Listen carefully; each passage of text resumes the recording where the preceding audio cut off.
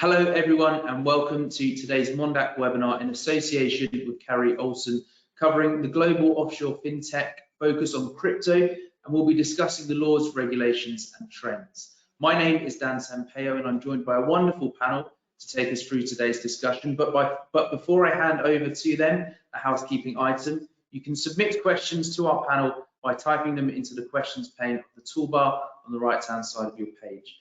The panel will endeavour to answer as many questions as possible during the Q&A session, but please do reach out after the webinar for any additional information you may require. It's now my pleasure to hand you over to Stephen to begin. Thank you.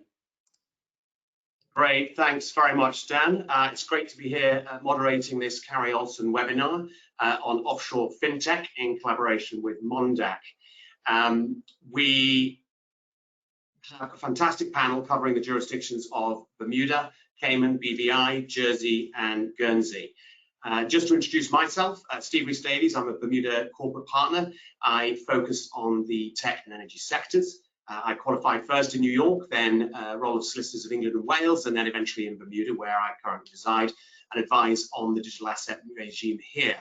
My 20-year career has pretty much covered everything from tech in terms of hardware. I've moved through the hardware world of subsea cabling and satellites through to the software, the Apples, the Googles, the Amazons, the like, and now what I like to call the nowhere, which is the blockchain, the DAO experiences we're seeing and dealing with now. I'll let one of the members actually introduce themselves. Chris Griffin, would you like to go next? Sure. Hi, everybody. My name is Chris Griffin. I am a partner in the Jersey corporate and funds team at Carrie Olsen. So as my career, I spent 10 years in the City of London as a corporate and funds lawyer, and then moved to Jersey about 11 years ago. Being honest, I slightly, like most of us, found myself quite by accident in the crypto space, having done a couple of crypto funds, and from then I've done a number of different crypto structures, funds, token issuances, etc. So that's sort of where I'm at. But today I'm also speaking on behalf of Guernsey, who our office sadly can't be with us today. So I'll cover both Channel Islands, Jersey and Guernsey. So hi everyone, I'm Chris Duncan. I'm in Carrie Olsen's Cayman office, but practice Cayman and BVI law. Have had a mixed background of litigation, regulatory, corporate, private client, and now sort of focus on everything sort of under the fintech, crypto, Web3 umbrella. So everything from centralized exchanges through to startups, DAOs, DeFi, everything sort of weird and wonderful in between. And got into crypto myself sort of 2013 as a hobbyist investor, and I've made a series of very bad investments and the odd good one along the way. And I'm Kat Lindsay. I'm a senior associate in our British Virgin Islands office. I started life actually at Carrie Olsen in Jersey with Chris there in the corporate finance and funds team. I moved out to the BVI in 2016. I've been here ever since, originally advising in the corporate and finance world, and have transitioned into the crypto world more recently. So transactional based work, but also now looking at the regulatory aspects, which we're obviously going to touch on more in this webinar. Great, thanks very much everyone. Now I think with recent events, it would be remiss of us not to actually mention FTX and Alameda, which is probably why we've got so many people actually on this webinar. We obviously originally hadn't planned to talk about that because back then it was still one of the second largest, I think, exchanges in the world, and doing what it said then was doing right. I think it would be worthwhile just looking at before we kick off with each of our jurisdictions, the declaration of John J. Ray III in support of Chapter 11 petitions, first day pleadings. There is a paragraph here, paragraph 5, which I'm going to read verbatim, which I think really sets the scene for this conversation, and possibly is the concerns of many of the people around the world, and even those of you on this webinar. He says, and this is someone, by the way, who was in charge of overseeing restructuring legal experience for 40 years. He dealt with Enron, residential capital, Nortel, and overseas shipbuilding. So he's got the experience to know what he's talking about. And he says, never in my career have I seen such a complete failure of corporate controls and such a complete absence of trustworthy financial information as occurred here, from compromised systems integrity and faulty regulatory oversight abroad to the concentration of control in the hands of a very small group of inexperienced, unsophisticated, and potentially compromised individuals. This situation is unprecedented. I think that's quite a statement, and we will actually get on to talking about FTX and the fallout and what we've seen across our jurisdictions when we get to later on in the webinar. But I think that's a good way to deal with the elephant in the room. Let's just move on to actually what do our jurisdictions do in this space, as in what does Bermuda, what does Cayman, what does BVI, Jersey and Guernsey actually do in terms of digital assets, virtual assets, crypto, cryptocurrency, whatever you want to call it. Let's start with Cayman. Chris Duncan, would you like to kick off?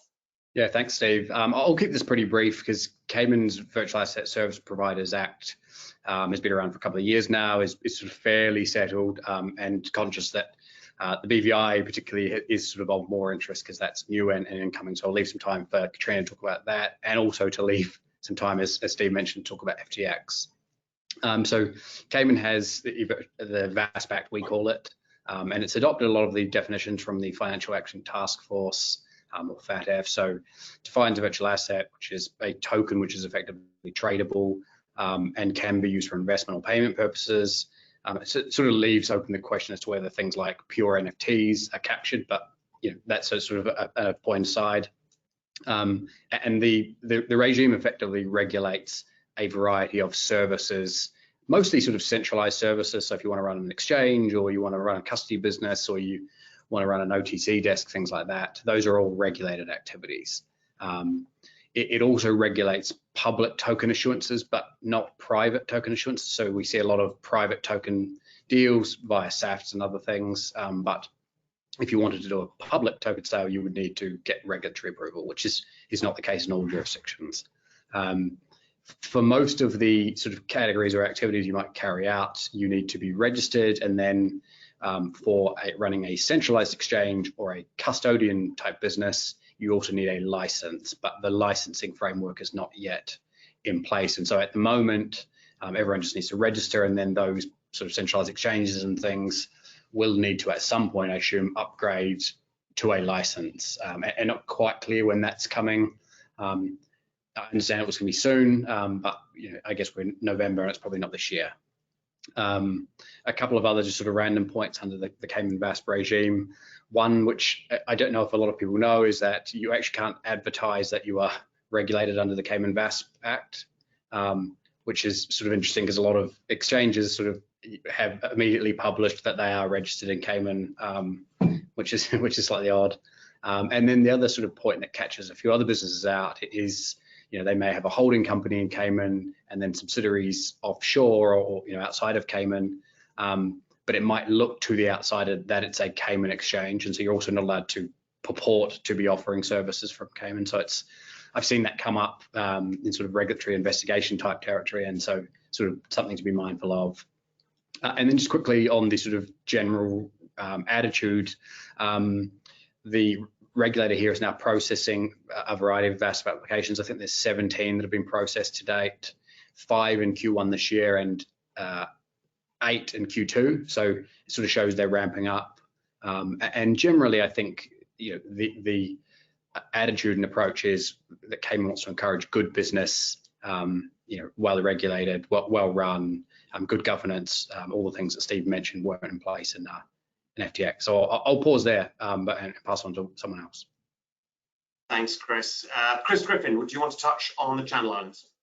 Sure. So I think philosophically it's important to understand that for each of Jersey and Guernsey, they're first and foremost sort of asset management and funds jurisdictions. And for that reason, the two jurisdictions, neither of them have passed crypto-specific laws or regulations, unlike some other jurisdictions, and they've chosen instead, for the most part, to look at and regulate digital assets within their existing financial services laws and regulation, and that, for the most part, has worked really well, because we we've been in a place where we've been able to watch and see, and I think there are some other jurisdictions, not here but elsewhere, that rushed to chase the crypto, and they quite quickly became unstuck. Now, so for each of the sort of things we've been hearing about, sort of token issuances, crypto custody, exchanges, you can do all of those things in the Channel Islands, particularly in Jersey, and the GFC have spent a long time getting their heads around and understanding how digital assets works, and they've done a good job of it. I said there was no crypto specific legislation passed. We did at the back end of the ICO boom in 2017, 2018, the GFC did publish some guidance notes to allow token issuances out of Jersey. That's worked pretty well, and in many ways that regulatory guidance was years ahead of its time in terms of talking about AML, CFT, proper disclosure, etc., etc. Things are about to change because we've heard a lot about the VASP regime. Both islands, both Jersey and Guernsey, are introducing the VASP regime next year. They're doing it in slightly different ways. So Jersey is just introducing the VASP regime as another class of business that sits within the Jersey AML regulatory perimeter. So it's really an AML regulation. If, as a matter of conduct, you're doing something that requires to be separately regulated, well, that's another discussion that will stay within our existing laws and regulations. The Guernsey approach is slightly different, and I think the Guernsey regulator wants you to go into sandbox initially so they can sort of kick the tires on your business. But overall, what I would say, very similar to Cayman, really. Jersey is, after digital asset businesses that are well capitalized and with good governance, and obviously we would hope with a good product. So that's about it on the Channel Islands. Can I hand over to Kat and the BVI? Yeah. Thanks, Chris. Yeah, thank you. So on the BVI side, we are waiting with bated breath at the moment for the implementation of our own VASP legislation. Like Chris, at the moment, and since the Commission issued guidance in 2022 about how to deal with virtual assets, we've been using the existing regulatory regime, which is primarily our Security and Investment Business Act. The draft Virtual Asset Service Providers Act was circulated for consultation in September earlier this year, and was originally intended to come into force on the 1st of December. It looks like the realistic timing is now early 2023 that we'll expect to see this come into force. Any new company incorporated in the BVI that's proposing to conduct virtual asset services, exchange business, custodial services for virtual assets, will be required to apply for registration with the British Virgin Islands Financial Services Commission. For any entity that's already carrying on those activities, they'll be able to continue to do so, and they'll just need to make sure that their application for registration is made within 6 months of the date that the legislation is passed, which is a nice transitional and user-friendly provision that the BVI have built in there. As I said, the categories under which it'll be possible to make an application are the business of providing virtual asset services, which includes exchange of different forms of virtual assets to fiat currency, and transfers of virtual assets between wallets and accounts. And the latter, to the exchange and the custodial parts, they're subject to enhanced information and requirements on the application process, which makes sense. And obviously, in light of FTX, which we've touched on and we'll speak more, this is going to carry some extra weight and significance, ensuring the proper safekeeping of client assets. Interestingly, based on what we've seen in the draft legislation, we're not expecting the simple issuance of tokens to fall within the VASP regime. So token issuances would remain possible to be done without requiring registration under VASP, but any financial services provided in relation to that token issuance would require a VASP registration.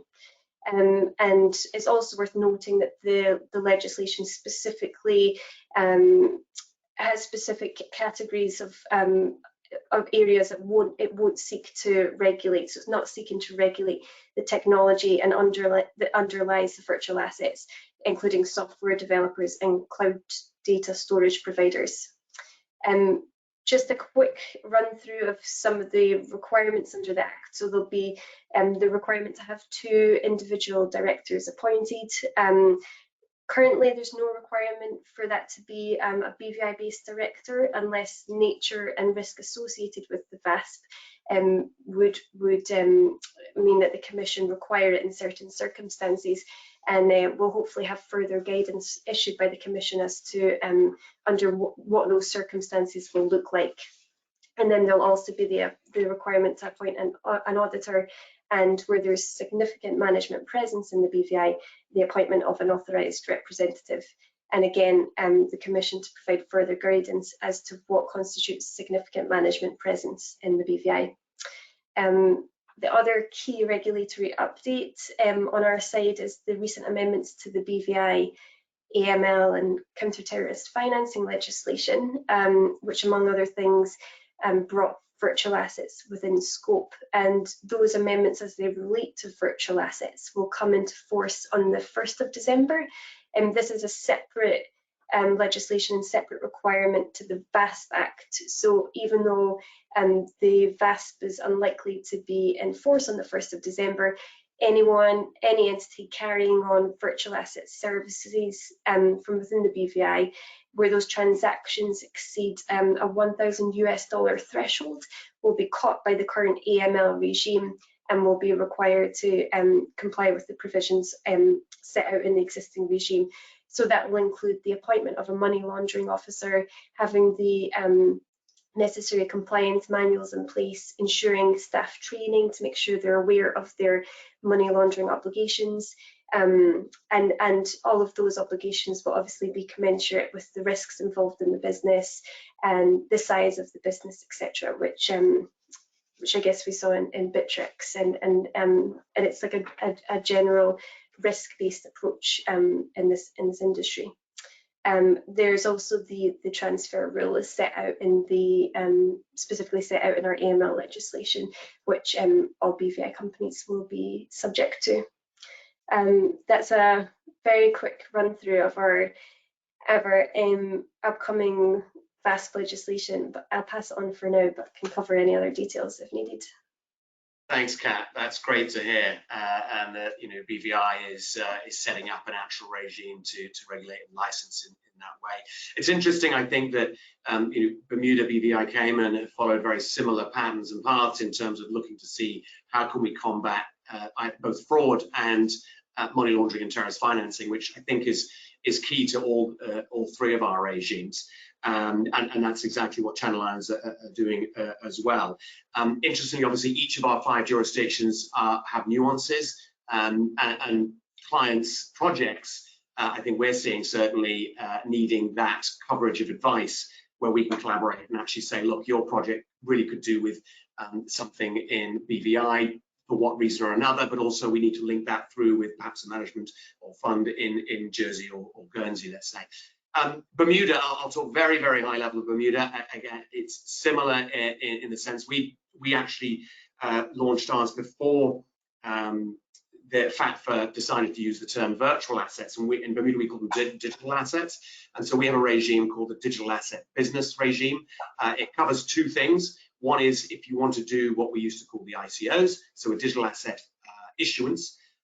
That's where you're effectively looking to raise capital for a project of your own of any particular type.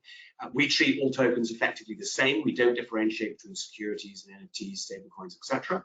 That simplifies things for us in terms of regulating. There are exemptions, for example, if you've got a rewards program or some sort of gaming type of token that's used within a game that again exempted to a certain degree. But effectively, if you're looking to issue, you need to get the permission of the Bermuda Monetary Authority. That requires submission of white paper, business plan, and the usual slew of documents you'd expect from sort of a regulated space, and covering AML, ATF, cybersecurity, having your MLR officers and everything else, and a plan as to how long you're going to run this for. Is it an ongoing offering, or is it a short period offering? And that there are fit and proper persons with the relevant expertise behind it. On the other side, and that's to combat fraud. On the other side, we have the Digital Asset Business Act, which covers licensing. Very similar again to the Cayman and BVI approach, but again, nuances. What we regulate in Bermuda are companies that wish to service the sector. And that would be if you're issuing, selling, redeeming virtual coins, tokens, any other form of digital asset in terms of assisting someone else. If you're operating as a payment service provider, using digital assets, which includes the provision of services for the transfer of funds, operating as a digital asset exchange, carrying on digital asset trust services, providing custodial wallet services, operating as a digital asset derivative exchange, and also as operating as what we call a digital asset services vendor, which is effectively a catch-all for the regulatory regime here, that if something new crops up, it may well fit in there. So as an example, it started with the likes of market makers, liquidity providers, and now that's exactly where lending and borrowing of digital assets is sat within the regulatory regime.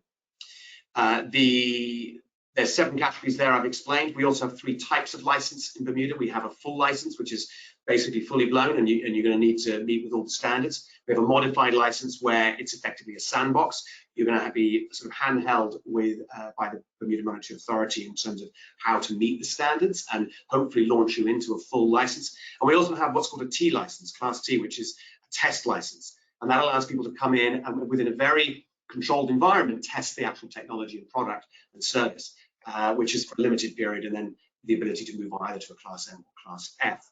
Currently, we have, last time I checked, 16 licenses under DABA were issued, and that cuts across all of those sectors. And it also includes Dual Bank, which is the first digital asset bank focused very specifically at the digital asset market, which is obviously a massive gap in this around the world, as there are a limited number of banks there.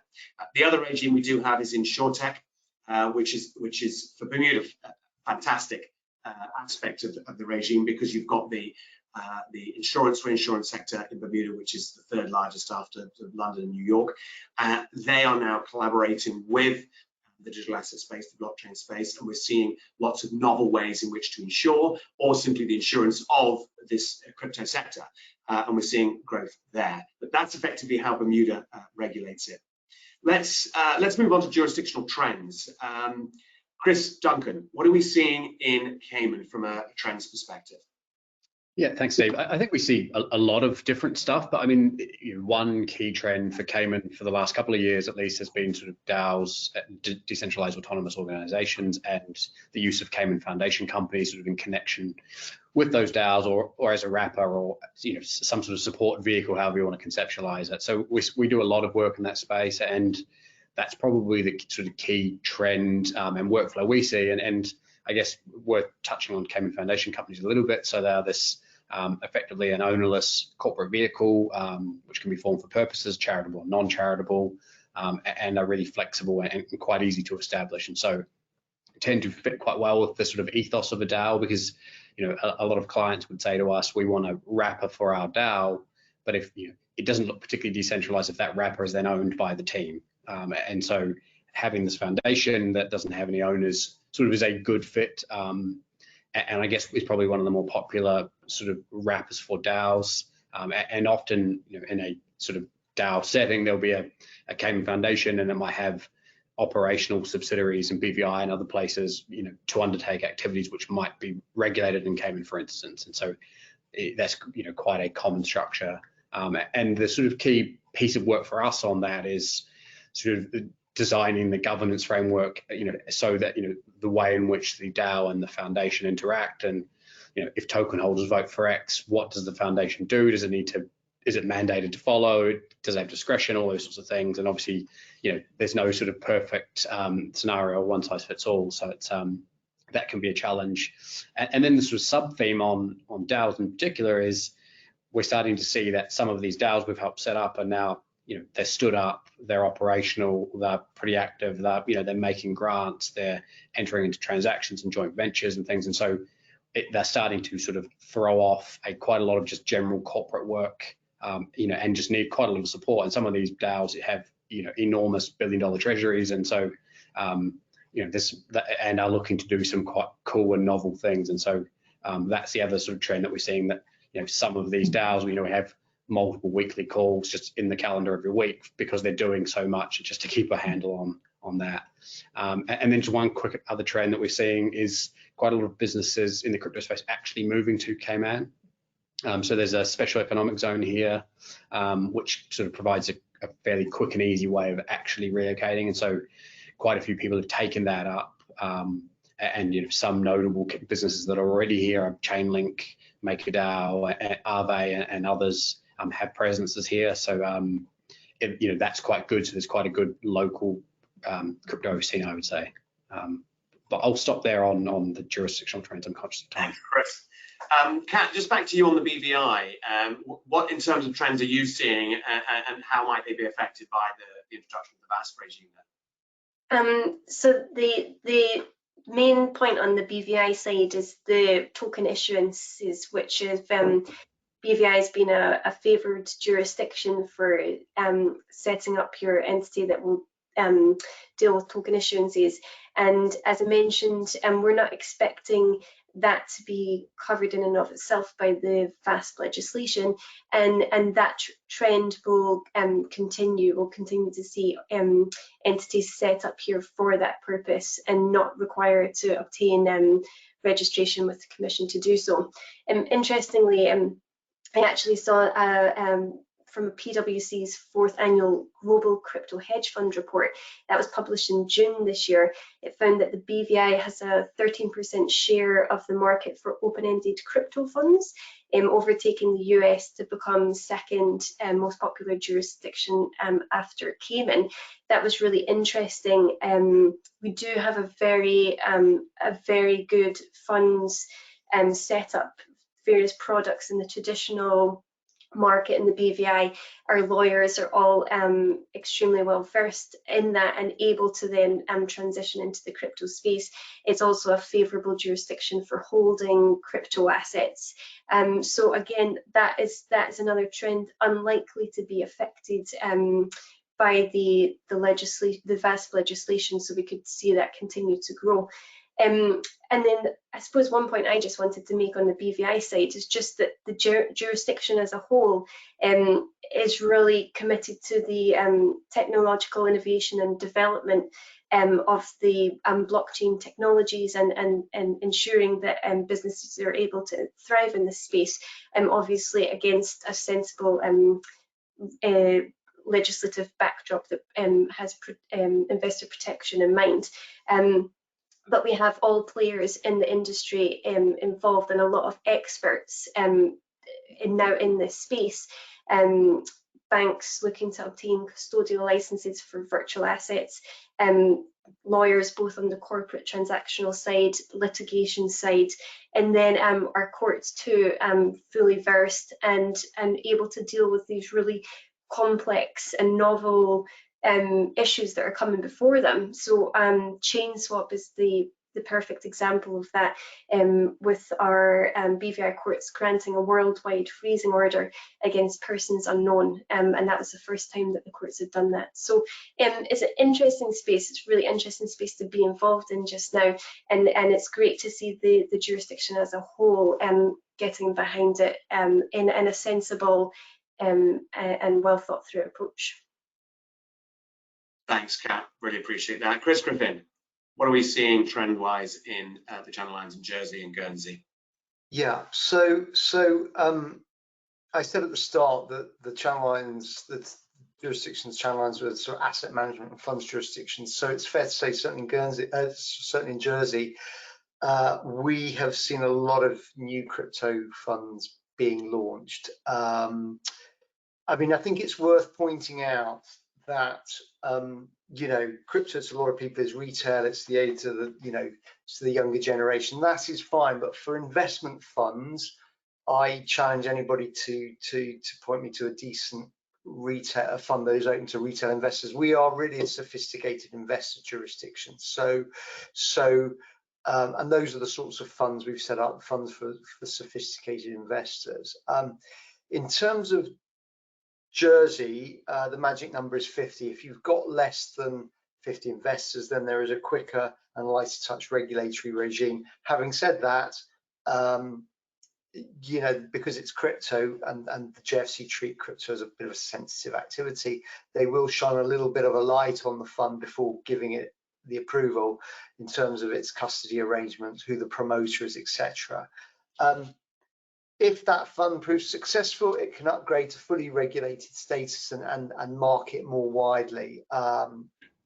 We've got a number of funds that have done that. One interesting thing in terms of trends, we are seeing quite a lot of Singapore managers using Jersey as a jurisdiction. Singapore managers can't use Singapore vehicles for crypto funds because digital assets, crypto, whatever you want to call it, doesn't fall in to the definition of what we call a designated investment for the purpose of the Singapore Income Tax Act. So the Singapore managers, they have to look. They looked around the world for another jurisdiction which had, you know, zero tax treatment on the fund vehicle. Jersey had that. Jersey also is well regulated and has a double tax treaty in place with Singapore. So in terms of funds, one of the trends is the emergence of Asia, or particularly Singapore, as a market. So that's kind of funds. Interesting, heard a lot about token issuances. I mentioned that, well, back in 2018, we wrote these guidance notes for what now no one calls ICOs, but they're still called the ICO guidance notes.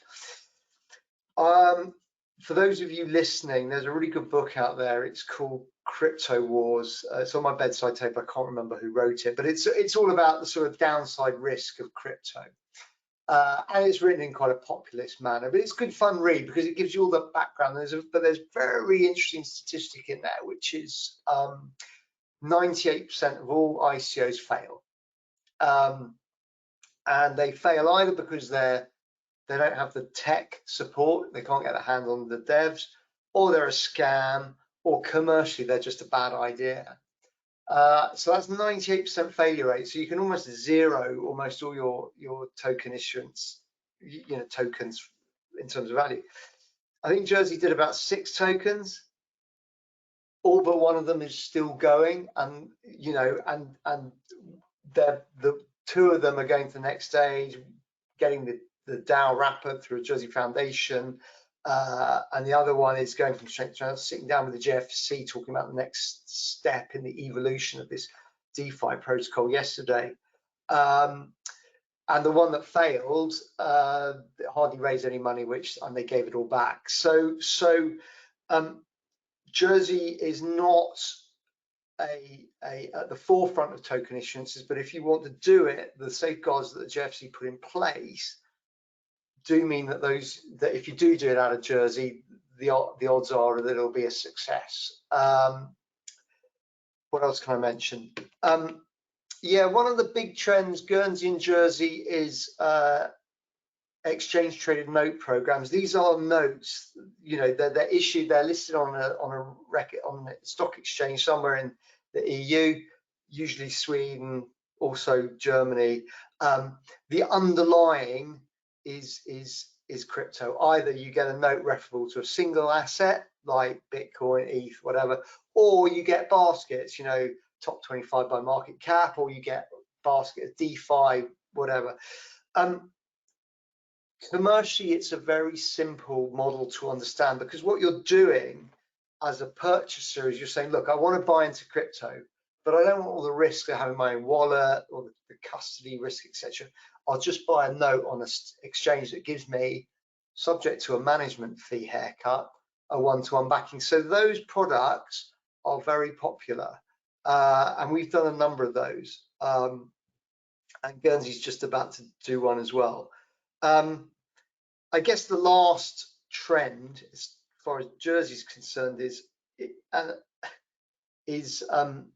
crypto exchanges, and sort of businesses that on-ramp, off-ramp crypto to fiat, which, although it's going to be brought in with the VASP regime, the JFSC, our regulators, already kind of doing all the necessary checks. So all these, the likelihood is all these crypto exchanges that have been set up in Jersey are going to be grandfathered in via the VASP regime as and when it becomes law. The important thing, I think, to understand, not just Jersey, Guernsey, BVI, Cayman, Bermuda, is that, you know, the reason these exchanges have come to us is not necessarily because, you know, favorable tax treatment, but because actually they have instant dialogue with our regulator. I think we have a number of clients who are FCA, UK FCA refugees who just got so fed up of the process. You know, you just hit a blank wall, there's a turnover of staff at these big regulators, that they say, well, look, where can we put ourselves? So certainly one of the, you know, well, actually more than one or two have come to me and said, well, look, we want to get in front of the Jersey regulator. Can we set up a meeting? Yes, we can. They look at the background. And so you have that very simple and very quick, in principle, yes or no. You still got to put your paperwork in and we'll really kick the tires. But as an overall concept, yes, we're positive. And I think you just get a much better and quicker steer. And that's really important in the crypto space because these businesses work very fast. So those, you know, the headline points really are the jurisdictional, are the trends for sort of my jurisdiction. Thanks, because I'm going to cut you off there. I was looking at the clock here and I'm going to try and get myself in as well, but I actually want to pick up on that point.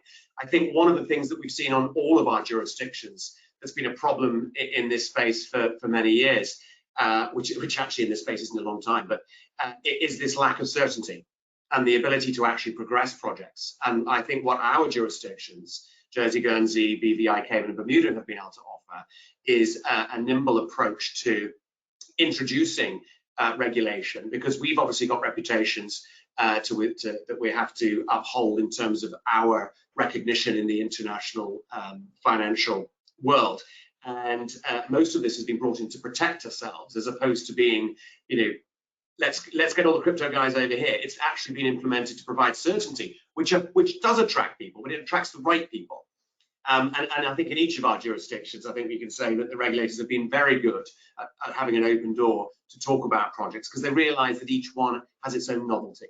And again, that cuts across the whole idea that each of our jurisdictions has its nuances, and therefore a particular project may suit one jurisdiction but be completely inappropriate for another, which is where we can help in terms of choosing that. I see some questions actually coming in on the chat there, which we can touch upon when we get to Q&A, about which is the best jurisdiction to do something in.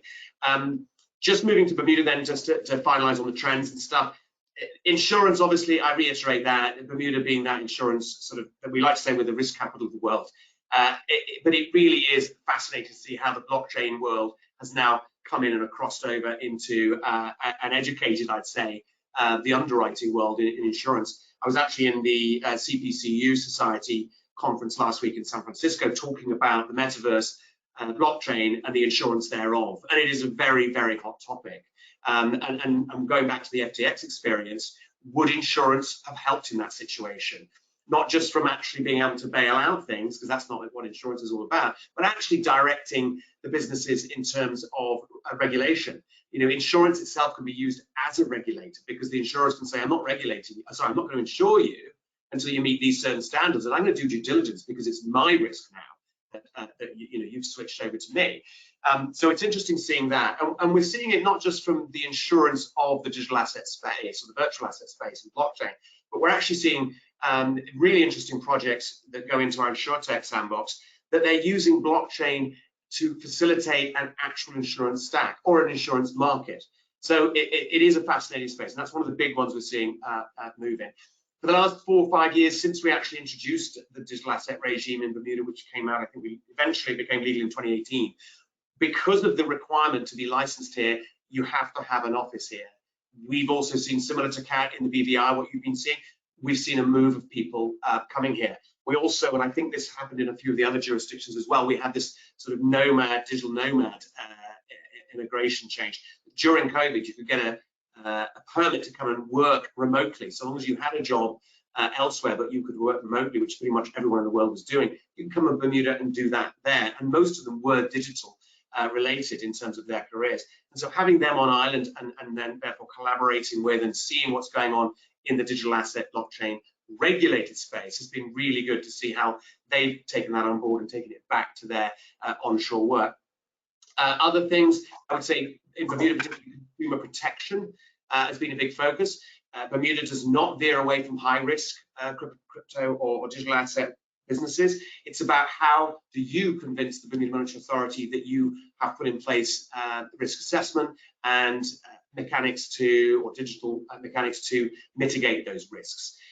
Other things that have been of interest are that the government have talked about issuing a Bermuda digital token, not like other jurisdictions have. We don't have a central bank, but effectively something that can be used within Bermuda for people to pay government taxes, but also for the government to be able to pay out benefits as well, and have a sort of insulated circular system of its own economy here in Bermuda.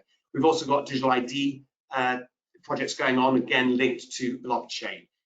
The only other things I would say is DAOs. We're getting a lot of interest in those and how does Bermuda regulate them. And the BMA have been very, very open in conversations around what do you do with a DAO which isn't a legal personality in its own right, and therefore you can't effectively regulate them, because who do you issue the license to? So what we're seeing is service providers can effectively be created in Bermuda to provide those legal sort of the tangible bits that you need for a DAO to actually legally operate, can be set up here and be licensed. But also we've seen in an instance, actually Chris and I have been working on one, and I think Kat, you may have got involved as well, that will include a potential wrapper using a Cayman Foundation. So you can see how different jurisdictions are able to add to the sort of global structure of what you're trying to create. And I'll stop there because I'm watching the time now. We're at 10:42. Let's go to general interest in market news, which I know we're all going to talk about various things in our jurisdictions, but perhaps this is the time we can maybe broach the subject of FTX and what actually went on there. I'll just kick off before we do talk about FTX and say that in terms of market news in Bermuda, really the trends I've just said is it. The BMA have constantly updated and have recently updated their guidelines and regulations, but there's plenty of resources out there for people to access and see what exactly is that standard that is being looked at. Pleased to say at the moment that the FTX fallout has if anything, it's actually proven that the likes of Bermuda, and I'm sure the same goes for my colleagues' jurisdictions, which they'll talk about, has by putting in solid and good regulation that focuses on risk mitigation, that requires people to be fit and proper persons, requires people to have the relevant expertise that the BMA can say, right, we trust that you know what you're doing here. The proper oversight from a corporate governance perspective, all of that has been heightened, I think, by FTX. But it wasn't that it wasn't there in the first place. This has been the mantra for 4 years in Bermuda since we launched the regime. And I think a bit like, I can't remember which one of my colleagues mentioned it, but what's happened at FTX couldn't have happened in many jurisdictions, particularly in the ones we're talking about now. So when people say, oh, abroad from America, we've got to look very closely at where they really mean that. I think in the filing that it's like 130 different companies in different jurisdictions. Not every one of those was actually conducting the business that had caused the collapse. So I think what we do certainly need to do is let this unfold through the Chapter 11 courts and see what is actually left. It's very clear from what Sam Bankman-Fried is actually already talking about in his own right, saying that he's misjudged or miscalculated the margin. Somebody said 5 billion. I think he said actually it might be nearer 13 billion. But whatever it was, I think we do have to wait and see, let this unfold. What's really important to note, though, is that the speed at which this has happened is unprecedented as well.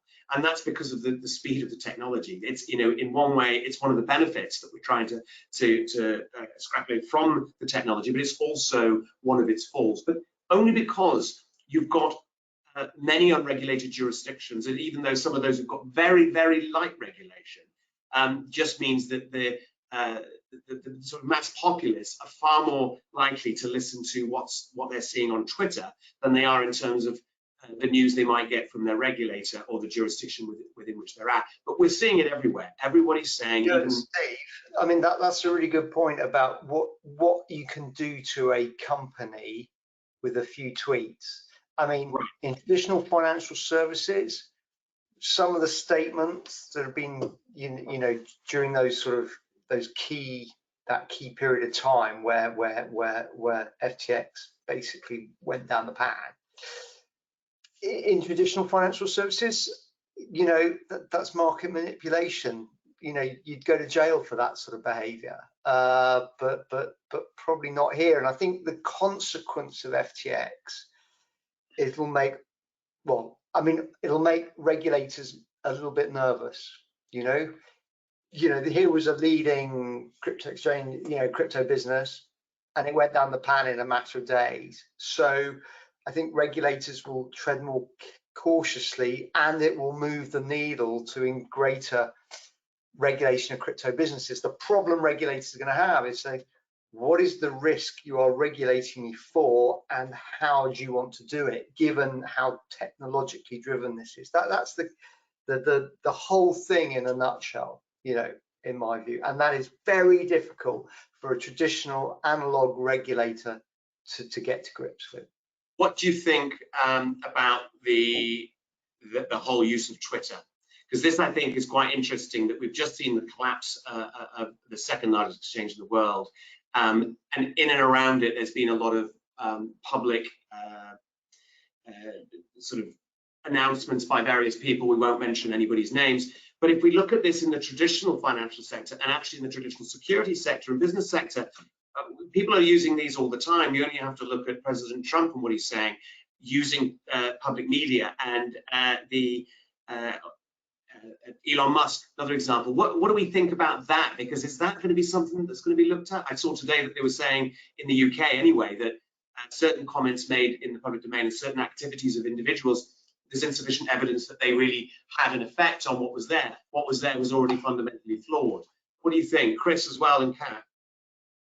Yeah, I mean, it's fascinating. It was fascinating / terrifying watching it sort of unfold in real time on Twitter. You know, and obviously the news was coming out there faster than anywhere else. So I think it's sort of a double-edged sword in the sense that you can sort of more quickly get information, but equally, to Chris Griffin's point, you know, maybe some of that information shouldn't have been coming out, and then who can act on it, who's paying attention, who's not. And sort of the only comment I was really going to make about the FTX scenario generally was the fallout, and we've already seen it in Cayman, at least with some of our clients, you know, funds that had their working capital on FTX, or projects that FTX invested in, which they were then required to have their funds on FTX, things like that, who just got caught by the speed. I think, to Steve, your point earlier, you know, this happened so quickly, and so many sophisticated businesses, traders, funds were just caught. And I suspect there's going to be a lot more sort of contagion and fallout as the sort of dust settles and people work out who's insolvent and who's not. That's quite an interesting point, because I've had a couple of clients say to me, some exchanges say to me, you know, we've got a client that wants on board with us, but we want a legal opinion that in the event of the exchange's insolvency, our assets are ring fenced. Yeah. And operationally and so forth, they might very well be, but in the you know, given that in a traditional way that you have you know, in traditional finance, you know, where the case law is very settled and everybody knows where the line exists between assets of the insolvent party and assets of clients. Technologically, that line is blurred, and I think that will take some working through.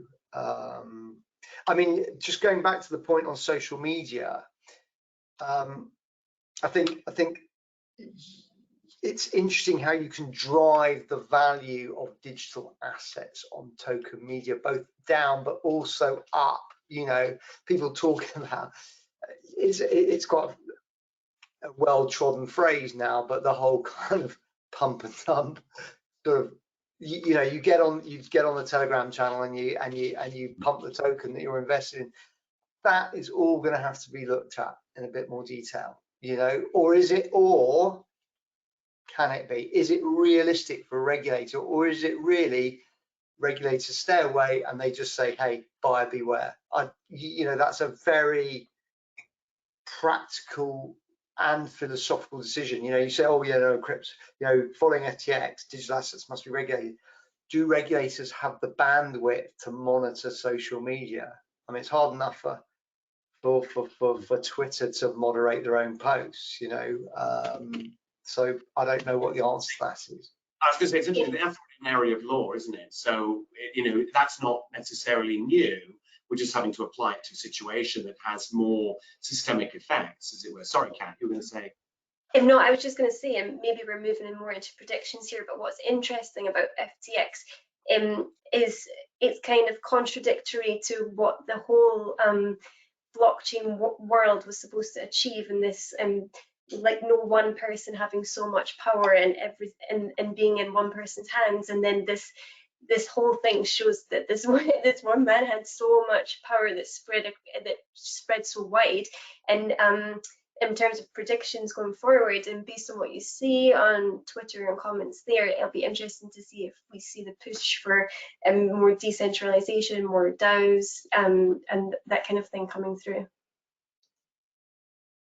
Very interesting. I know that we're short on time. We're at 10:51, and I do want to have a few minutes at the end for predictions for the coming 12 months. So, Dan, I'm going to hand back to you for a second. I've seen a whole bunch of questions come in. If I can ask you to raise those up to us, and we'll see who's best suited to answer it, if at all. Absolutely. Thank you, Stephen. And before we move into the Q&A, just to say thank you to all of you for that wonderful discussion. Some really interesting points raised.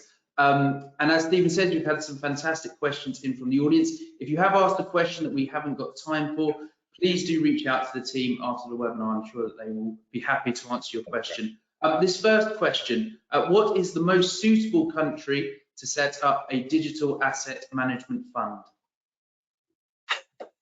I guess we would say all of ours would probably work pretty well. I don't know if anyone else has any. I would say that you can do them in all our jurisdictions. I think, though, that there are nuances within those jurisdictions that you've got to look at the specific market you're looking to. I mean, Chris, you mentioned earlier about the whole Singapore situation and with Jersey and the wonderful blend you've got going there. We've got offices in Singapore and Hong Kong, so we're servicing clients all around the world. And it does come down to what are the individual needs. What jurisdiction are you based in the first place? Some people just choose somewhere like Bermuda, Cayman, BVI because of its time zone. Others for other reasons. Or you can set those up in all of our jurisdictions. I know, Chris, if you want to add to that, as in Griffin, in case there was something you wanted to mention about. No, I think not really. I think that's right. I mean, all of our jurisdictions have got pretty sophisticated funds regimes.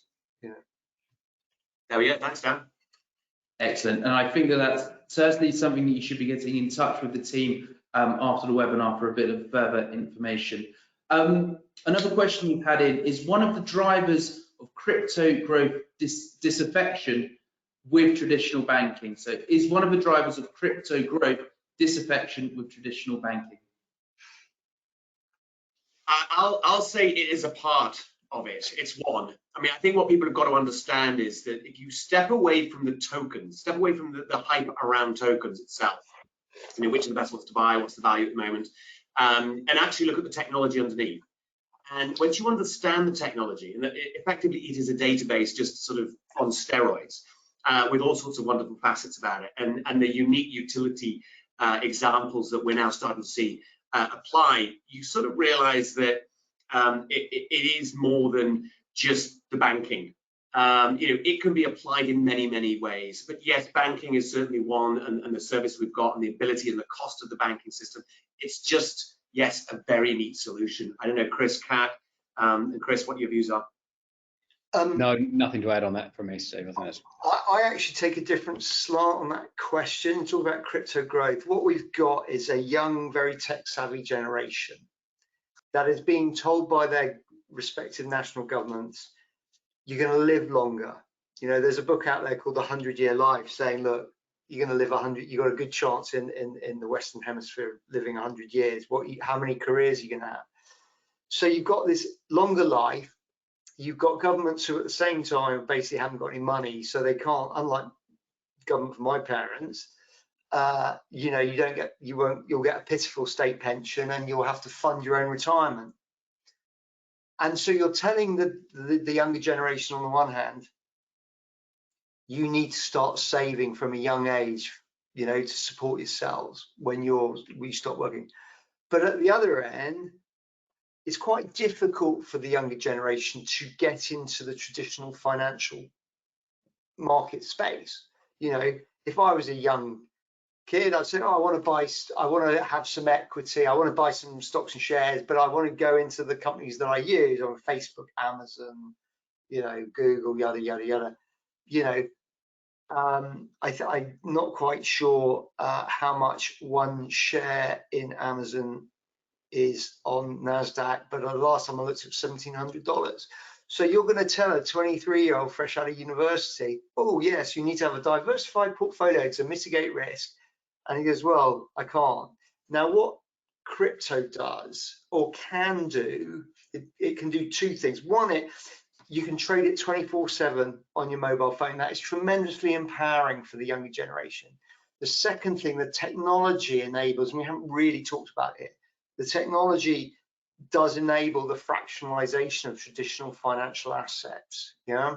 And so you could have, if the fractionalization or the tokenization of traditional securities becomes mainstream, you can have quite a, you can have a diversified portfolio that you yourself are in control of, and you can trade 24/7 on one of these. I think the growth of crypto is not so much dissatisfaction with the banks. I think it's driven by the younger generation wanting to take control of their own financial destiny. That's a brilliant answer. Thank you very much, Chris. And I think that might be a good segue, Stephen, into the end of the webinar and looking forward, unless there is another question that you'd like to answer. Of course, all of these questions will be sent on to the team if you have had a question that you haven't had time. I think what I'd like to end, or we would like to end with, is just sort of like our predictions of the future, or the next 12 months at least. And again, we've got literally 3 minutes to do this. So what I would say is, can we say in 3 words, and very briefly, why? What do we think 3 words would describe the next 12 months? Kat, let's ask you first. 3 words. Litigation, innovation, and CRS. Okay, common reporting standard. Yes, of course, entering this space. Chris, Duncan. I would say KYC DeFi would be mine. So I think there's going to be a trend towards sort of decentralized finance, but KYC. So because that's obviously a sort of a pinch point for institutions and things like that. Yeah, Chris G. So you said 3 words only. Okay. Increased regulation inevitably. How about that? That's a good one. So mine would be user experience and trust. I think that user experience and trust in the industry is going to be what our clients and businesses that really want us to be in this for the long term are going to have to focus on, because it's the users and the consumers that are going to be driving that growth. And the trust has been decimated to a certain degree with the recent debacle. I'll end there. Brilliant. Thank you very much for that, Stephen. And looking at the time, I think that we've wrapped up just at the top of the hour. So I want to say thank you to our panel for their insights today. It was a really fascinating discussion. Thank you to our audience for being with us. We've had lots of questions that have come in. As I say, they will be forwarded onto the team, but I do encourage you to get in touch with our panel for any additional information that you may require. So once again, thank you to our panel. I hope you can join us again for another webinar, and thank you to you for being with us today. Goodbye.